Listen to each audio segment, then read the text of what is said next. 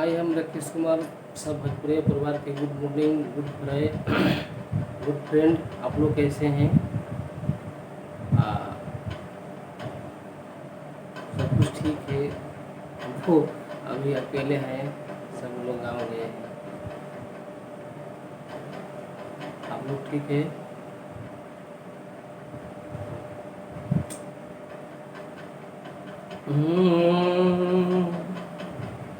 कि दिखनी नजर से अपना हम जिंदगी करीब से, दिखनी नजर से अपना हम जिंदगी करीब से, कि दिखनी नजर से अपना हम जिंदगी करीब से, देखनी नजर से अपना हम जिंदगी करीब से, आज करा जवन बमीन अपना नसीब से, जिकरा जवन बमीन अपना नसीब से, केहू करे मजदूरी,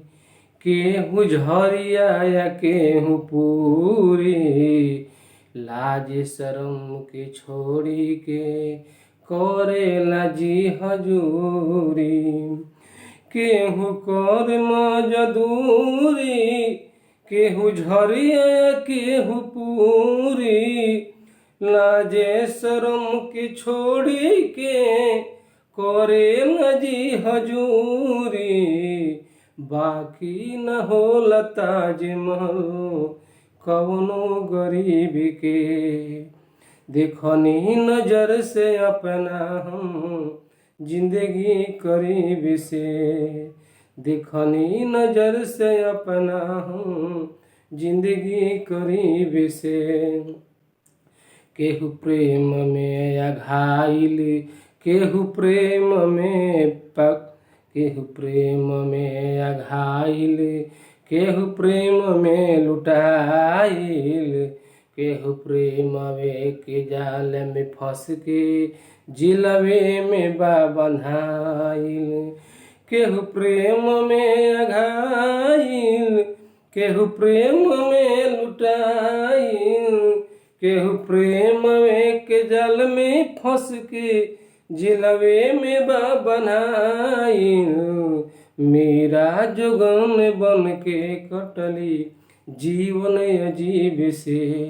देखनी नजर से अपना हम जिंदगी करीब से, देखनी नजर से अपना हम जिंदगी करीब से,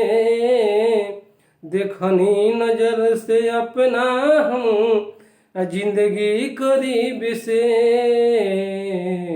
जिकरा जवन बमिल अपना नसीब से, देखनी नजर से अपना हम जिंदगी करीब से, देखनी नजर से अपना हम जिंदगी करीब से।